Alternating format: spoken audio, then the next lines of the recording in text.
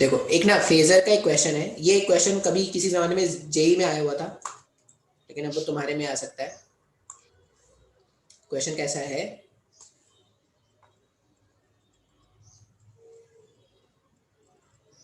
ये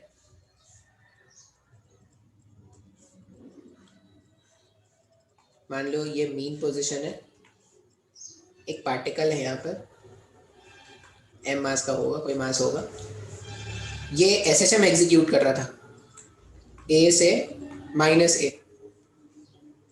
ए से -a SHM execute कर रहा है, एकदम सही चल रहा था।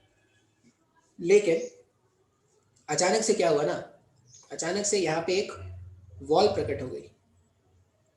अचानक से वो अपना मस्ती में एसएचएम कर रहा था, लेकिन अचानक से यहाँ पर एक वॉल प्रकट हो गई है। कैसी वॉल? Elastic wall. मतलब यहाँ पर जो कोलिजन होगा, collision is perfectly elastic, collision is perfectly, collision is perfectly elastic. ठीक है, अचानक से यहाँ पे एक वॉल प्रेजेंट हो गई, और ये जो वॉल है वो कैसी है? परफेक्टली इलास्टिक वॉल है, मतलब इनके बीच में जो कोलिजन होगा वो परफेक्टली इलास्टिक है। अब ये जो वॉल है वो a/2 के मार्क पर है। अब पहला क्वेश्चन तो ये है कि वॉल से पहले, जब ये वॉल नहीं था तब तक तो ये सिंपल हार्मोनिक मोशन था, -a से +a अपना ये सिंपल हार्मोनिक मोशन एग्जीक्यूट कर रहा था। तो अगर वॉल नहीं है तो जो मोशन था वो सिंपल हार्मोनिक था। जैसे ही वॉल आ गया, अब मोशन सिंपल हार्मोनिक है क्या? सिंपल हार्मोनिक होने के लिए फोर्स का जो इक्वेशन है वो ऐसा कुछ होना चाहिए, -kx। अब अगर ये वॉल नहीं था तब तक तो फोर्स -kx के ऑर्डर का था, लेकिन जैसे ये वॉल आ गया तो फोर्स का मैग्नीट्यूड चेंज हो जाएगा। अब अगर किसी भी पॉइंट पर फोर्स का मैग्नीट्यूड चेंज हो गया, मतलब वो सिंपल हार्मोनिक मोशन तो नहीं। तो not an example of simple harmonic, not an example of simple harmonic, simple harmonic motion तो नहीं। लेकिन ये ऑसिलेटरी मोशन जरूर है। क्यों? देखो, यहां से आएगा, फिर टकरा के फिर यहां जाएगा, फिर वापस जाएगा, फिर टकराएगा, फिर वापस जाएगा, एंड सो ऑन। तो ये मोशन ऑसिलेटरी जरूर है, ये मोशन जो है वो ऑसिलेटरी जरूर है। अब इसका फोर्स का इक्वेशन नो डाउट बहुत कॉम्प्लेक्स हो सकता है, लेकिन ये मोशन ऑसिलेटरी है, क्योंकि ये क्या कर रहा है, अपने मोशन, ऑसिलेटरी से ज्यादा अच्छा बोलते हैं कि ये मोशन जो है पीरियोडिक है, टू एंड फ्रो भी एग्जैक्टली नहीं हो रहा है। ऐसा बोलते हैं कि ये जो मोशन है वो क्या है? पीरियोडिक है। पीरियोडिक मोशन है, कैसे पता चल रहा है सर? क्योंकि ये खुद को रिपीट करेगा after a certain interval of time. जाएगा, वॉल को हिट करेगा, टकरा के फिर -a पे पहुंचेगा, फिर वॉल को हिट करेगा, एंड सो ऑन। इस तरह से ये मोशन कंटिन्यू करता रहेगा। तो क्वेश्चन में पूछा गया था, what will be the time period, periodic है, what will be the, what will be the time period. अब मेरे पड़ोसी थोड़ा अब नया गाने पे आ गए, पहले वो पुराने गाने पे थे, अब वो गाना बजा रहे, मेरी चूनर क्यों उड़ उड़ जाए। What will be the time period of this block, ये अपने को कैलकुलेट करना है कि ये जो ब्लॉक है, इस ब्लॉक का टाइम पीरियड कितना होगा, ये कैलकुलेट करना है। ठीक है, अब अगर इसका मोशन, मतलब अगर तुम इसको फेजर से सॉल्व करोगे ना तो बहुत ही आसान होता है। कैसे आसान होता है वो देखते हैं। इसका फेजर बना लो। फेजर कुछ ऐसा होगा। अब ये क्या कर रहा है, इस a/2 पर पहुंचकर नीचे वाले a/2 पर अचानक से आ गया। मतलब जैसे ही इसको हिट किया, वॉल इलास्टिक है तो जितने स्पीड से हिट करेगा उतने स्पीड से वापस आ गया। तो यहाँ पे क्या हो गया, ये जो पार्टिकल जो पहले एसएचएम एग्जीक्यूट कर रहा था, अब उसका ये वाला पार्ट जो है ना वो कट होके बाहर चला गया है। मतलब ये वाला जो टाइम है वो अपने को माइनस कर देना पड़ेगा टोटल टाइम पीरियड में से। तो टोटल टाइम पीरियड में से a/2 से लेके ये a/2 का अगर मैं टाइम माइनस कर दूं तो इसका टाइम पीरियड मिल जाएगा। तो जो रिक्वायर्ड टाइम पीरियड है, रिक्वायर्ड टाइम पीरियड जो होगा वो time period minus time from a/2 to a/2। अगर मैं किसी तरह ये a/2 से a/2 वाले टाइम को माइनस कर दूं तो इसका अपने को टाइम पीरियड अपने को मिल जाएगा। अब वो कैसे निकालेंगे? तो हम क्या करते हैं, a/2 से, अंशुल तुमको नहीं कुछ लिखना है भाई, a/2 से a/2 जाने का टाइम फाइंड आउट कर लेते हैं। यहां से यहां यहां से यहां जाने का टाइम फाइंड आउट कर ले, तो ये वाला टाइम जैसे ही मिल गया उसको टाइम पीरियड से जब मैं माइनस कर दूंगा तो सिंप्लीफाई करने पर अपना आंसर आ जाएगा। अब देखो ये कैसे निकालेंगे। अगर ये a/2 है मतलब ये 60 डिग्री हुआ, ये a/2 है मतलब ये 60 डिग्री हुआ, तो 60 डिग्री प्लस 60 डिग्री ये हो जाएगा 120 डिग्री। तो थीटा जो अपने को घूमना है वो है 120। इसको अगर मैं रेडियंस में कन्वर्ट करता तो पाई अपॉन 180 से मल्टीप्लाई करता। ओमेगा के प्लेस में लिख दिया हमने 2 pi upon time period into small T जो लगने वाला था। पाई से पाई कैंसिल होता, ये 2 होता, ये 3 होता, 2 से 2 कैंसिल होता, तो t का वैल्यू आ जाता कैपिटल T डिवाइडेड बाई 3। ये मेरे पास t का वैल्यू आ गया, मतलब यहां से यहां घूम के जाने में जो टाइम है वो कैपिटल T डिवाइडेड बाई 3 है। तो जो रिक्वायर्ड आंसर होता ना, रिक्वायर्ड आंसर वो हो जाता t माइनस टी बाई 3। तो क्वेश्चन का जो टाइम पीरियड है वो कितना है, 2t माइनस 3। तो ये क्वेश्चन किसी जमाने में मेंस में, सॉरी आईआईटी में आया हुआ था। अब मेडिकल में आने के पूरे पूरे चांसेस हैं। तुम देखना, तुम अगर अपना प्रीवियस ईयर निकाल के देखोगे ना तो तुम्हें वो बहुत सारे क्वेश्चंस मिल जाएंगे जो कभी प्रीवियसली कभी एआई ट्रिपल ई या और कोई एग्जाम्स में आए थे। तो इसलिए ना वो, अब तुम्हारा जो टाइम है ना तुमको प्रीवियस ईयर सॉल्व करने चाहिए। मतलब अब मैं बोलूंगा तुम chapter wise previous year solve करना स्टार्ट करो एक बार, लेकिन पहले तभी स्टार्ट करना जब एक बार तुमने अच्छे से रिवीजन कर लिया है, एकदम कंप्लीट कॉपी में लिखा हुआ हर एक बात अगर तुमको याद हो गया है तो तुम अब ये सॉल्व कर सकते हो। और अगर नहीं याद हुआ है तो पहले कॉपी में लिखा हुआ हर एक बात याद करो, कॉपी के क्वेश्चंस याद कर लो, कॉपी में लिखा हुआ हर एक बात याद होना चाहिए। मैं बोलूँ अगर तुम सिर्फ कॉपी भी पढ़ के जाओगे ना तो आराम से 30-35 क्वेश्चंस करोगे आराम से। कॉपी में भी बहुत कुछ लिखा हुआ है। ये कोई ऐसा है जिसको नहीं समझ में आया? ये क्वेश्चन समझ में आया क्या? क्वेश्चन समझ में आया? कुछ रिपीट करूँ इसमें? Yes sir. क्या रिपीट करना है या समझ में आया? समझ में आ गया। समझ में आ गया ना? किसी को कोई डाउट है तो पूछ लो। सर एक बार फिर से बता दो। एक बार फिर से बता दो। अच्छा देखो यहाँ पे क्या है, ये माइनस ए है, ये प्लस ए है। पार्टिकल मस्ती से अपना ऐसे ऐसे एसएचएम एग्जीक्यूट कर रहा था। उस समय उसका टाइम पीरियड कितना था, कैपिटल टी का। लेकिन अचानक से वॉल आ गया। वॉल आ गया तो वॉल कैसा है, परफेक्टली इलास्टिक वॉल मिल गया। मतलब जैसे ये जाके हिट करेगा वैसा ही वापस आ जाएगा, जितने स्पीड से जाके हिट किया वैसे वापस आ गया। तो a/2 पे जाके वो सीधा सीधा a/2 पे आ गया। लेकिन जब आप फेजर से इसको देखोगे तो ये जाने वाला a/2 यहाँ पर है और आने वाला a/2 यहाँ पर है। इसका मतलब ये all of sudden because of this wall ये a/2 से जंप करके नेगेटिव वाला जो a/2 है वहां पर आ गया। इसका मतलब ये पार्ट ऑफ मोशन तो एग्जीक्यूट ही नहीं किया गया है। अगर ये पार्ट ऑफ मोशन एग्जीक्यूट नहीं किया गया है इसका मतलब यहां से यहां का जो टाइम है वो नहीं लगने वाला। तो टाइम पीरियड पे क्या करेंगे, ये वैल्यू माइनस कर देंगे अगर, तो रिक्वायर्ड अपने को आंसर मिल जाएगा। अब टाइम पीरियड कैसे अब ये वाला टाइम कैसे कैलकुलेट करेंगे, तो उसके लिए एंगल्स देखना पड़ेगा। ये फेजर का एप्लीकेशन है। अब देखो अगर ये a/2 है और ये a है तो ये लेंथ, ये एंगल आ जाएगा 60। उसी तरह ये एंगल भी आ जाएगा 60। मतलब पूरे टाइम पीरियड में से मुझे वो टाइम माइनस कर देना है जो टाइम 120 डिग्री रोटेट करने में लगता। तो 120 डिग्री रोटेट करने में जो टाइम लगेगा उसको क्या लिखेंगे, 120। एंगल्स को हमेशा रेडियंस में कन्वर्ट करना है। तो 120 into pi upon 180 is equal to 2 pi upon time period into small t. Pi से पाई का वैल्यू कैंसिल आउट किया मैंने, इसको सिंप्लीफाई किया तो टाइम का वैल्यू स्मॉल टी का वैल्यू t/3 आ गया। t/3 वो टाइम है जिस टाइम पर पार्टिकल ये a/2 से ये वाले a/2 पर पहुंच गया।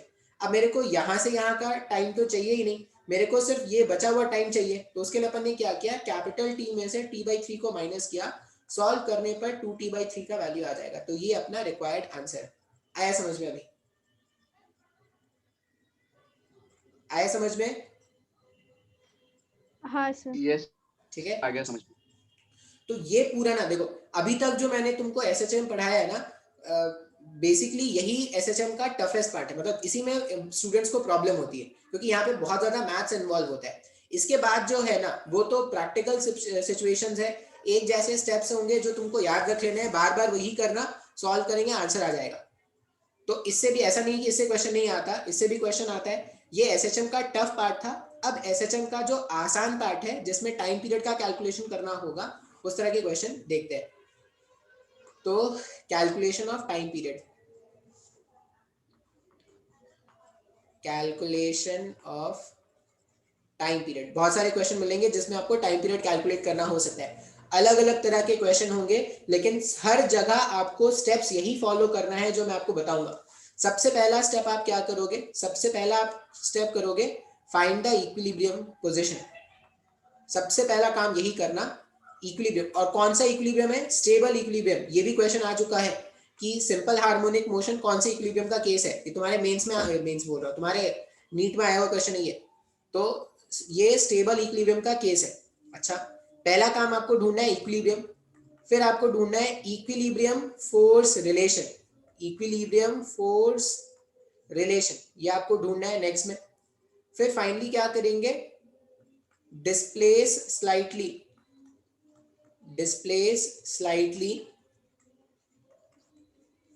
From mean, displace slightly from mean position या equilibrium position, equilibrium position, displace slightly from mean position and equilibrium position, and find the net force, and find the net restoring force, net restoring, find the net restoring force। जैसे ही net restoring force मिल गया तो F net को equate कर देना मास into acceleration से। अब F net को mass into acceleration से इक्वेट कर देना। इसको सॉल्व करने पर ना acceleration equals to minus of omega square into x के जैसा इक्वेशन मिल जाएगा। एक बार ओमेगा स्क्वायर मिल गया तो अपने पास टाइम पीरियड भी आ जाएगा। अब कैसे आ जाएगा, तो ये जो स्टेप्स है उसको किसी क्वेश्चन में अप्लाई करके देखते हैं। तो सबसे सिंपल क्वेश्चन क्या हो जाएगा, सबसे सिंपल क्वेश्चन ऐसा है कि मान लो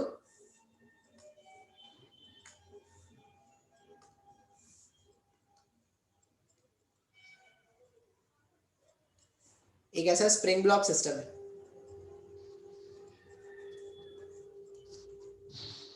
स्मॉल एम मास का ब्लॉक था और स्प्रिंग कांस्टेंट का वैल्यू है के, स्प्रिंग कांस्टेंट का वैल्यू है के, ऐसा रखा हुआ है।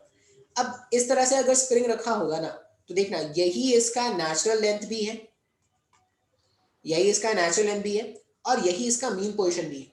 अब देखो ये नेचुरल लेंथ भी हो गया इसका और यहीं पर इसका मीन पोजीशन। क्यों, क्योंकि अभी कोई अप्लाइड फोर्स भी नहीं है और ना ही कोई रेस्टोरिंग फोर्स डेवलप हो रहा है। तो इस कंडीशन में यही इसका नेचुरल लेंथ है और यही इसका मीन पोजीशन। अच्छा, तो अपन ने पहला दो स्टेप कर लिया। इक्विलिब्रियम फोर्स रिलेशन कुछ है ही नहीं, क्योंकि इक्विलिब्रियम में यहाँ पे इक्विलिब्रियम लाने में के लिए अपने को कोई फोर्स अप्लाई करने की जरूरत नहीं पड़ी, तो ये वाला स्टेप यहाँ पर नहीं बना। फिर displace slightly from mean position, क्या करते हैं, इसको हल्का सा डिस्प्लेस कर लेते हैं। स्लाइटली डिस्प्लेस करना है हमेशा। मान लो मैंने इसको एक्स लेंथ इलोंगेट किया। अब जैसे ही आप इसको एक्स लेंथ इलोंगेट करोगे तो यहाँ पर एक रेस्टोरिंग फोर्स डेवलप हो गया इस साइड में। मतलब ये जो ब्लॉक था, इस ब्लॉक में एक रेस्टोरिंग फोर्स, ये ब्लॉक यहाँ कहीं पर आ गया ऐसे, तो इस पे एक रेस्टोरिंग फोर्स डेवलप हुआ। अब एफ रेस्टोरिंग जो डेवलप हुआ है, एफ रेस्टोरिंग जो डेवलप हुआ है वो क्या हो जाएगा, स्प्रिंग कांस्टेंट के इनटू एक्स के बराबर हो जाएगा। अच्छा, और एक बात याद क्या रखना, जो तुम्हारे डिस्प्लेसमेंट का डायरेक्शन है उसको पॉजिटिव मानते हैं और उसके ऑपोजिट वाले को नेगेटिव मानते हैं। तो डिस्प्लेसमेंट अगर इस तरफ है तो फोर्स ऑटोमेटिकली क्या हो जाएगा, नेगेटिव हो जाएगा। अगर डिस्प्लेसमेंट का डायरेक्शन ऐसा था तो फोर्स का डायरेक्शन तो डिस्प्लेसमेंट के जस्ट ऑपोजिट है। तो रेस्टोरिंग फोर्स को मैंने क्या लिख दिया, माइनस ऑफ के इंटू एक्स। एक बार ये रेस्टोरिंग फोर्स मिल गया ना, अब रेस्टोरिंग फोर्स को हम क्या करेंगे, रेस्टोरिंग फोर्स को लिख देंगे मास ऑफ द ऑब्जेक्ट, जो भी ऑब्जेक्ट जो एसएचएम एग्जीक्यूट करेगा, into acceleration. Mass of the object into acceleration is minus of के टाइम्स ऑफ एक्स। यहाँ से अगर आप सिंप्लीफाई करके एक्सेलरेशन फाइंड आउट करोगे तो माइनस में के upon m times of x आ गया। अब x का जो भी कोफिशिएंट होता है, x का जो भी कोफिशिएंट होता है वही तो ओमेगा स्क्वायर है। तो ओमेगा स्क्वायर का वैल्यू हो गया यहाँ पर k अपॉन m। अगर ओमेगा स्क्वायर का वैल्यू k अपॉन m है तो ओमेगा का वैल्यू हो जाएगा रूट में k अपॉन m। एक बार ओमेगा का वैल्यू मिल गया तो टाइम पीरियड यहाँ पे क्या लिखते हैं, omega is 2 pi upon time period जो है वो है root over of k upon m। तो टाइम पीरियड कितना हो जाएगा, टाइम पीरियड हो जाएगा 2 pi root over m upon k। ये अपना पहला क्वेश्चन है जिसका आंसर है। तो ये वाला क्वेश्चन तो ज्यादा मुश्किल था नहीं, इसमें सारे स्टेप्स यूज भी नहीं हुए। एक और क्वेश्चन में ऐसे ही सॉल्व करके बताता हूँ। इस वाले क्वेश्चन में किसी को प्रॉब्लम हुआ क्या? सिंपल था ना ये तो बहुत। फर्स्ट वाले एग्जाम्पल में किसी को कोई प्रॉब्लम है क्या? No sir. नो सर, ठीक है। तो फर्स्ट वाले में अगर प्रॉब्लम नहीं है तो इसको डिलीट करते हैं। इसका एक और एप्लीकेशन देखते हैं, उसमें अपने को सारे केसेस मिल जाएंगे। ऐसा कुछ है, स्प्रिंग जो है वो वर्टिकली ऐसे हैंग्ड है, फिर से स्प्रिंग कांस्टेंट k का है, और इसमें हमने क्या कर दिया, एक ब्लॉक अटैच कर दिया है of mass small m। Spring था, इसमें हमने एक ब्लॉक अटैच कर दिया ऑफ मास स्मॉल m। अब देखो यहाँ पर ध्यान से आपको देखना पड़ेगा, इस बार इक्विलिब्रियम जो इसका नेचुरल, ये इसका यहाँ कहीं पर नेचुरल लेंथ होता, अब इसका नेचुरल लेंथ और इक्विलिब्रियम पोजीशन अलग अलग होगा। क्यों? क्योंकि अभी नेचुरल लेंथ पर अगर देखोगे ना तो mg फोर्स है जिसको काउंटर बैलेंस कोई नहीं कर रहा। ये काउंटर बैलेंस कहां पर होगा? ये काउंटर बैलेंस यहाँ कहीं पर होगा। मान लो कुछ x नॉट अमाउंट का एलोंगेशन हुआ होगा, उसके बाद क्या हुआ होगा, x नॉट अमाउंट के एलोंगेशन के बाद इस पर्टिकुलर पॉइंट पर जितना mg नीचे है उतना ही k x नॉट ऊपर लग रहा होगा। तो ये मेरे पास हो गया मीन पोजिशन। तो हमेशा नेचुरल लेंथ और मीन पोजीशन सेम होगा, ये सोचना गलत है। तो यहां पर अगर आप ध्यान से देखोगे तो ये मेरे पास क्या हो गया, देखो पहले अपन ने इक्विलिब्रियम पोजीशन ढूंढा, यहाँ पे मेरे को इक्विलिब्रियम पोजीशन मिल गया।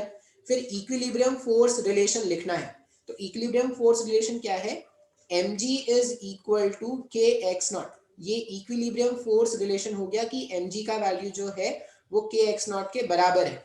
अब उसके बाद क्या करेंगे, displace slightly from mean position. अब तुम किसी भी डायरेक्शन में डिस्प्लेस करो, तुम ऊपर डिस्प्लेस करना चाहते हो ऊपर करो, नीचे डिस्प्लेस करना चाहते हो जहां पे भी करना है वहां पे करो। मैं डायग्राम के क्लैरिटी के लिए मैं इसको नीचे डिस्प्लेस कर रहा हूँ। मान लो मैंने इसको क्या किया, ऐसे x अमाउंट और नीचे इलोंगेट कर दिया, या इस तरह से मैंने इसको क्या कर दिया, x अमाउंट ऐसे नीचे शिफ्ट कर दिया। अब अगर मैंने इसको x अमाउंट शिफ्ट कर दिया तो वेट, ऑब्जेक्ट का जो वेट है वो तो अनचेंजेबल है, वो चेंज नहीं हो रहा, लेकिन जो स्प्रिंग फोर्स है, अब नेचुरल लेंथ से जो इलोंगेशन है वो कितना है, x नॉट प्लस एक्स का है। तो इस पर्टिकुलर टाइम पर या इस पर्टिकुलर पोजीशन पर अगर आप देखोगे तो ऊपर के साइड में जो स्प्रिंग फोर्स है वो हो गया k x plus x not का, और डाउनवर्ड डायरेक्शन में जो फोर्स है वो हो गया mg। तो displace slightly from mean position और equilibrium position and find the net restoring force. अब यहाँ पर क्या करेंगे, यहाँ पर हम फाइंड आउट करेंगे net restoring force. Net restoring force कैसे फाइंड आउट करेंगे, तो याद रखना जो डायरेक्शन में हमने डिस्प्लेसमेंट किया है उसको जनरली पॉजिटिव मानते हैं।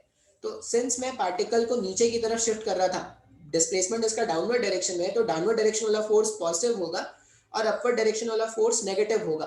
तो नेट फोर्स को कैसे लिखेंगे, नेट फोर्स को हम लिखेंगे mg माइनस में k x plus x not. ये मेरे पास नेट फोर्स आ गया। अब इसको तुम चाहो तो सिंप्लीफाई कर सकते हो। नेट फोर्स को क्या लिख सकते हैं, mass into acceleration of block is equal to mg minus में kx माइनस में k x नॉट। तो प्लस में mg और माइनस में k x नॉट गायब कर दो, तो mass into acceleration is equal to minus of k into x। ये बिल्कुल वैसा ही इक्वेशन बन रहा है जैसा अभी थोड़ी देर पहले बना था।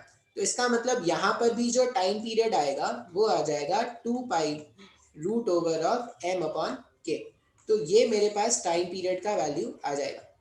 तो कोई भी, अब तुम याद क्या रखना, कभी भी स्प्रिंग ब्लॉक वाला क्वेश्चन देखे, स्प्रिंग ब्लॉक वाला क्वेश्चन देखे और जो फोर्स अप्लाइड है वो कांस्टेंट है, स्प्रिंग ब्लॉक ऐसा दिख रहा है और जो फोर्स अप्लाइड होगा वो कांस्टेंट, जैसे यहाँ पर ये क्या था, mg फोर्स है, कांस्टेंट फोर्स है। तो जब भी स्प्रिंग ब्लॉक का सिस्टम हो और फोर्स कांस्टेंट हो तो उस केस में जो टाइम पीरियड आता है वो 2 pi root over m upon k आता है। सिंपल वाले केसेस में, जैसे यहाँ पर सिर्फ स्प्रिंग होने चाहिए और कुछ नहीं होने चाहिए, पुली बुली अगर हो जाएगा तो वो अलग हो जाएगा। मान लो क्वेश्चन ऐसा होता, स्मॉल m मास है, कोई थीटा एंगल पर है, इस केस में भी अगर आप टाइम पीरियड कैलकुलेट करोगे ना तो 2 pi root over of m upon k ही आंसर आएगा। तो आप ये याद रख सकते हो, ये क्वेश्चन हो या ऐसा कोई क्वेश्चन हो, तीनों ही केसेस में टाइम पीरियड का value 2 pi root over of m upon k का ही आने वाला है। ये अपने को याद रखना पड़ेगा, ये याद रख सकते हैं। प्रॉब्लम हुआ क्या इसमें कोई प्रॉब्लम है क्या? No sir. नहीं, तो क्या करते हैं ना, इसका एक सर अच्छे लेवल, हाँ बोलो। सर इसका स्क्रीनशॉट लेने देना। स्क्रीनशॉट ले लेंगे।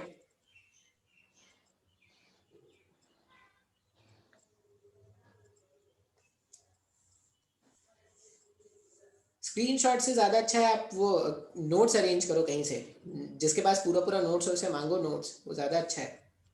ये सब मैंने पहले तो कराया ही होगा। है सर ये शॉर्ट नोट कर दीजिए। अच्छा शॉर्ट नोट, हाँ ठीक है, आप कर सकते हो। अरे देखो, मेरे को ना स्क्रीनशॉट पे विश्वास नहीं होता है, ऐसे तो कितना स्क्रीनशॉट तुम्हारे फोन में पहले से भी होगा, कहाँ देखते हैं। मेरे तो फोन में हर दिन मैं 2-3 स्क्रीनशॉट लेता हूँ, कहाँ मैं देख रहा हूँ उसको। कॉपी में रहेगा तो शायद देख लोगे। अच्छा, इसमें ना कुछ अच्छे नो लेवल के क्वेश्चन सॉल्व करते हैं। कोई डाउट है क्या यहाँ तक? No sir. नहीं। अच्छा, एक पॉइंट आपको याद रखना पड़ेगा क्या, कि ये जो स्प्रिंग है, ये ऐसे बहुत बार मिलते हैं मेडिकल वाले एग्जाम में, तो बहुत आते हैं। सपोज स्प्रिंग था, स्प्रिंग कांस्टेंट था के और उसका लेंथ था एल। ये स्प्रिंग को इन्होंने कट करना स्टार्ट किया, ऐसे आधा कट कर दिया, पूरा कट कर दिया, ऐसा ऐसा कट करना स्टार्ट कर दिया। हमेशा याद रखना के इंटू एल जो होगा वो हमेशा क्या होना चाहिए, कांस्टेंट होना है। इसका मतलब ये है कि मान लो ये जो स्प्रिंग था, इसको मैंने कट करके 2 हिस्सों में बांट दिया, ऐसे 2 हिस्सों में बांट दिया। ये जो लेंथ है वो 3L/4 है, और ये लेंथ जो है वो L/4 है, और दोनों का स्प्रिंग कांस्टेंट, मान लो इसका स्प्रिंग कांस्टेंट है K1 और इसका स्प्रिंग कांस्टेंट है K2।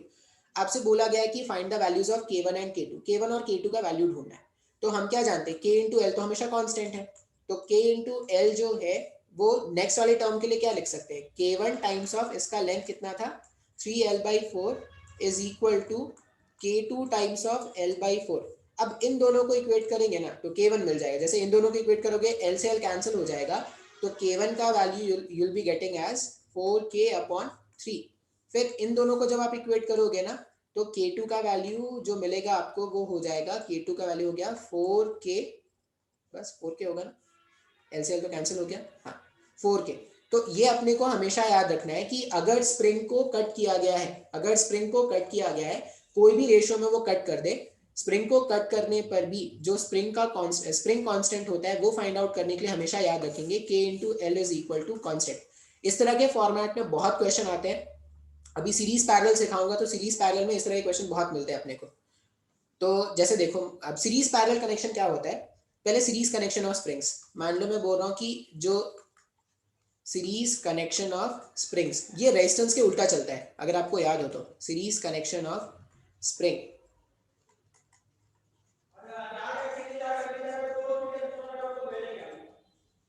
Series connection of spring, उसके लिए क्या करते हैं, मान लो ऐसे। सर लड़ाई हो रही है पीछे? अरे नहीं यार, मेरे पापा थोड़े गुस्से वाले हैं, पापा मेरे पापा बात भी करते हैं ना, तो मेरे को लगता है कि पापा डांट रहे किसी। तुम लोगों को नहीं डरना है, तुम लोगों को नहीं डांटेंगे पापा, तुम लोगों को जानते भी नहीं है। K1 K2 M, हाँ, तो ये K1 ये K2 और ये M। अब ये इस तरह का जो कनेक्शन होता है, या और भी चाहो तो और भी स्प्रिंग ले लो, इस तरह के कनेक्शन को बोलते हैं सीरीज कनेक्शन। अब सीरीज कनेक्शन जो है वो रेजिस्टेंस के उल्टा है, रेजिस्टेंस के उल्टा मतलब कैपेसिटेंस के जैसा है। जैसे यहाँ पर अगर आपको K इक्विवेलेंट फाइंड आउट करना होता ना, तो यहाँ पर अपन लिखते हैं 1/K1 प्लस 1/K2, इस तरह से लिख देते हैं। इसको सॉल्व कर देंगे तो ये मेरे पास सीरीज कनेक्शन ऑफ स्प्रिंग्स का वैल्यू आ जाएगा। अब ये हो गया सीरीज कनेक्शन। पैरेलल कनेक्शन ऐसा होता है इस तरह से, ये K1 ये K2 और यहाँ पर M, K1 K2 इस तरह का कनेक्शन।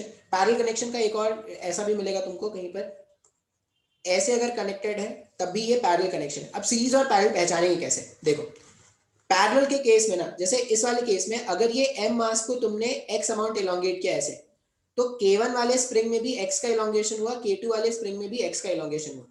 तो याद रख लेना, जब भी springs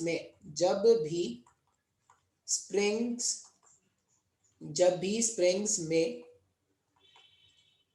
same amount of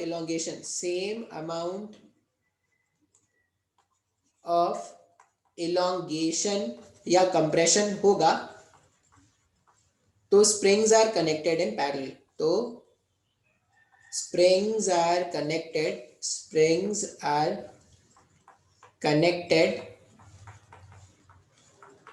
in parallel. ये तुम याद रख सकते हो। क्या याद रखेंगे कि जब भी स्प्रिंग्स में सेम अमाउंट ऑफ इलोंगेशन होगा, जैसे इस वाले केस में अगर तुमने स्प्रिंग को x अमाउंट यहाँ पर खींचा ना, तो इसमें भी x अमाउंट का इलोंगेशन हुआ, इसमें कंप्रेशन हुआ, इसमें इलोंगेशन हुआ, लेकिन दोनों में सिंस सेम अमाउंट का इलोंगेशन और कंप्रेशन हुआ है, तो ये भी एग्जांपल है। अनुराग, आपको नहीं लिखना स्क्रीन में। अरे बाप रे अनुराग, क्या कर रहे हो?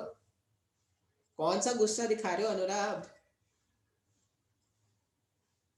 मेरे स्क्रीन को गंदा नहीं करेंगे। इरेज भी। Sorry sir. अरे तो इरेज करो ना, सॉरी क्यों? इरेज करो इसको। देखो कहीं पर होगा इरेज करने का, इरेज करता हुआ। चलो हाँ, तो अपने को क्या याद रखना है अब? अरे साद, अब तुम क्यों लिख रहे हो भाई? तो यहाँ पर अगर देखोगे ना, तो यहाँ पे क्या होगा, ये मेरे पास अगर सेम अमाउंट ऑफ इलोंगेशन या कंप्रेशन हो, तो वो springs are connected in parallel. और पैरेलल में ना बहुत ही आसान होता है। पैरेलल में के इक्विवेलेंट कैसे लिखते हैं? पैरेलल में के equivalent is k1 plus k2, या अगर और भी कोई स्प्रिंग होता तो के इक्विवेलेंट क्या कर देते? k1 plus k2 plus k3 लिख देते। क्या हो गया? अरे अगर किसी को बात करना है ना, वो माइक बंद करके बात किया करेंगे। मेरे को लगता है मेरे को बोल रहा है।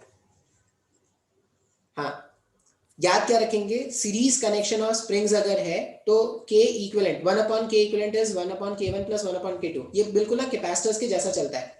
और अगर series connection of parallel connection of springs है तो k1 प्लस k2 इस तरह से चलता है। अच्छा, अब मान लो इसमें क्वेश्चन है, क्वेश्चन कुछ भी हो सकता है।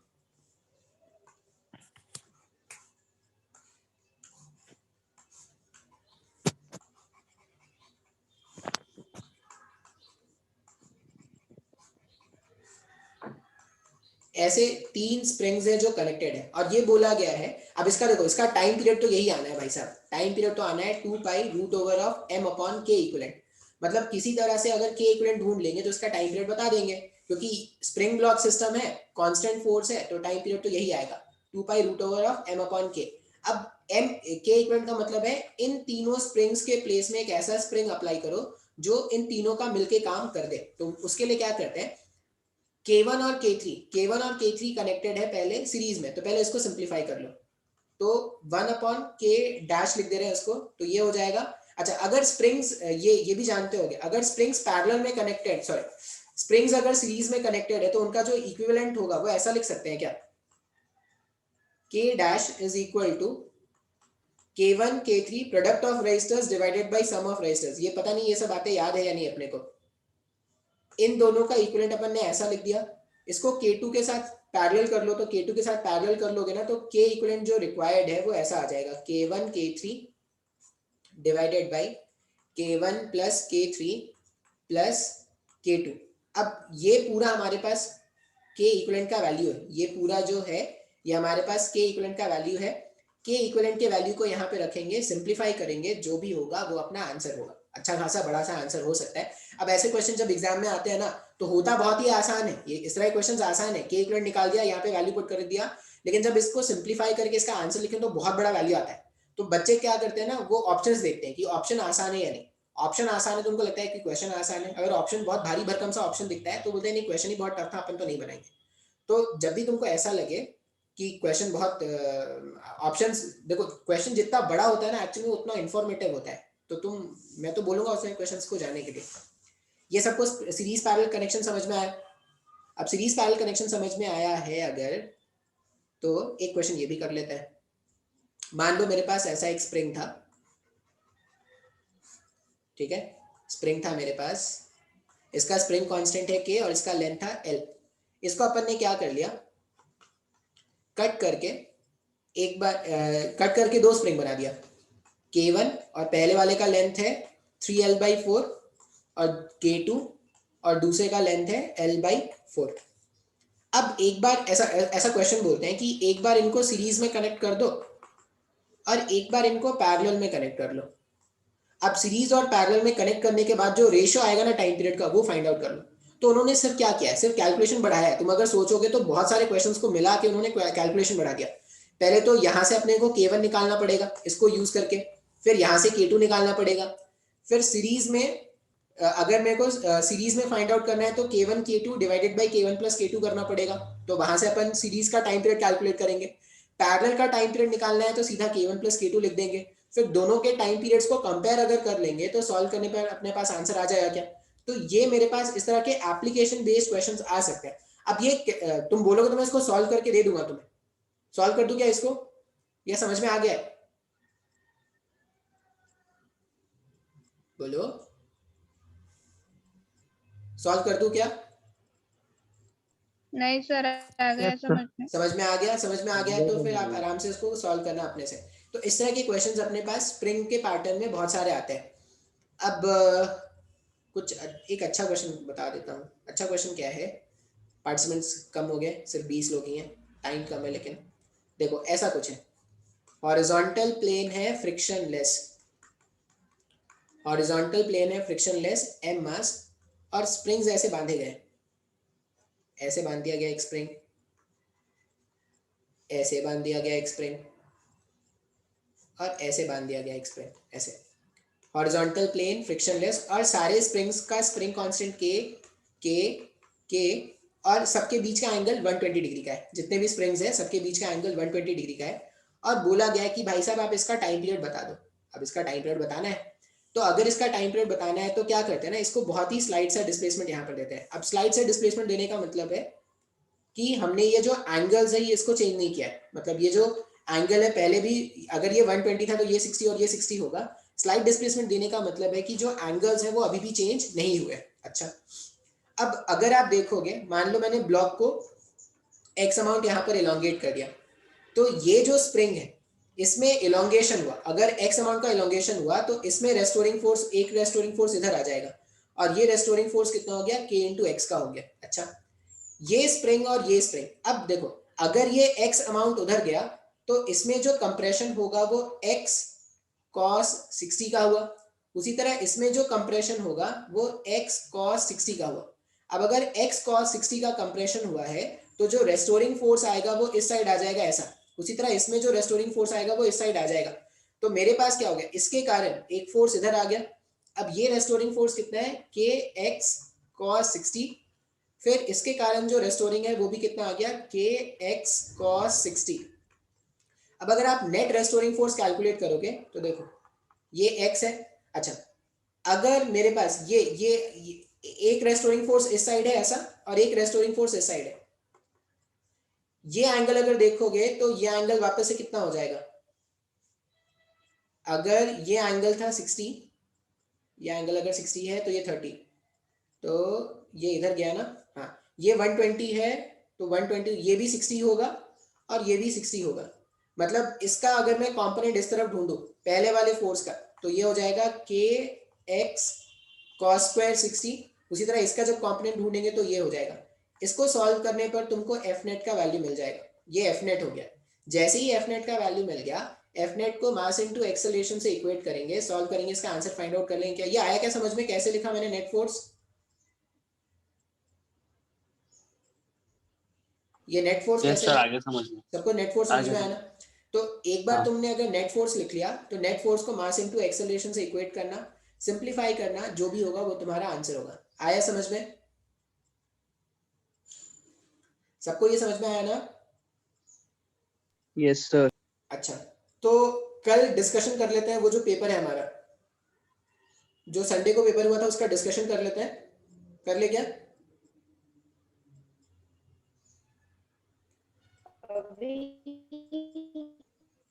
क्या मैसेज लिख दो, आप जो भी बोल रहे हो मैसेज लिख दो, मेरे को आवाज नहीं सुनाई दे रहा है। अभी कर देगा। अभी नहीं करते भाई, अभी तो घर में आ गया हो, घर के भी काम मेरे को करवाएंगे घर वाले। झाड़ू पोछा, झाड़ू पोछा सफाई तफाई सब करवाएंगे भाई। तो अभी तो नहीं हो पाएगा, कल करते हैं 8 बजे डिस्कशन। सर आप करेक्ट 8 बजे शुरू करना ना क्लास, आप पहले शुरू कर देते। नहीं, आज तो 8 बजे शुरू किया है, लिंक मैंने पहले भेज दिया था, लेकिन क्लास मैंने नहीं। 8 नहीं सर, आपने 8 बजे से पहले स्टार्ट किया क्लास। हाँ ना। लिंक मैंने पहले भेजा था मेरे को जहां तक याद है। तो बहुत पहले स्टार्ट कर दिया था क्या? नहीं 10-15 मिनट पहले। अरे नहीं यार, 10-15 मिनट कुछ भी बोल रहे हैं। नहीं सर, 1 ही मिनट पहले किया था स्टार्ट। हाँ वही तो, 1 जैसा मिनट। फिर 1-2 मिनट। मेरा एक पूरा क्वेश्चन गया। हाँ जा सकता है। अच्छा ठीक है, कल से नेक्स्ट टाइम 8 बजे पक्का। अच्छा कितने लोग बचे हैं मीटिंग सर में? 5 मिनट रुक जाना। अच्छा ठीक है, 5 मिनट रुक जाना। ठीक है चलो, 5 मिनट रुक जाएंगे फिर स्टार्ट करेंगे। सर आपकी एंगेजमेंट का क्या सर? 27 को जीना होगा। हाँ तो 27 आने की है भाई। तो फिर क्या लॉकडाउन के चलते? मेरे यहाँ लॉकडाउन नहीं है, मेरे यहाँ तो लोग बिना मास्क के घूम रहे हैं भाई। आह, सर हम ही नहीं मौज बुलाया। एकदम। अरे बुलाना है आ जाओ, एड्रेस भेज दे रहा हूँ, आ जाओ। या ऐसा ही ऑनलाइन ही कर लेंगे एंगेजमेंट, जूम ठीक है मीटिंग। सर, जूम मीटिंग ये भी ठीक है सर। सर लगा देना उस दिन मीटिंग से। हाँ यार लिंक भेज दूंगा उस दिन। अरे बाप रे, सुमेर अभी ज्वाइन कर रहा है। हाँ, चलो अभी तो मैं मीटिंग एंड कर रहा हूँ, ठीक है। तो कल 8 बजे डिस्कशन पेपर का, तो देख लेना जिसने पेपर दिया है वो आ सकता है, या अगर कोई चाहता है तो पेपर मांग लेना अपने किसी फ्रेंड से, सॉल्व कर लेना, फिर 8 बजे ज्वाइन कर लेना। ठीक है सर। चलो ठीक है।